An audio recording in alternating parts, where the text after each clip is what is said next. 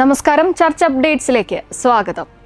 ഞായറാഴ്ചകളിൽ ദേവാലയങ്ങളിൽ അർപ്പിക്കുന്ന വിശുദ്ധ കുർബാന വിശ്വാസികൾക്ക് ഏറ്റവും മനോഹരവും അർത്ഥപൂർണവുമായി അനുഭവമാക്കി മാറ്റാൻ ആവശ്യമായ സാഹചര്യങ്ങൾ ഒരുക്കണമെന്ന് ഇടവക സമൂഹങ്ങളോടും വൈദികരോടും ലിയോ 14 മാർപ്പാപ്പ വത്തിക്കാനിൽ നടന്ന ജനറൽ ഓഡിയൻസിലാണ് പാപ്പ ഇക്കാര്യം വ്യക്തമാക്കിയത്.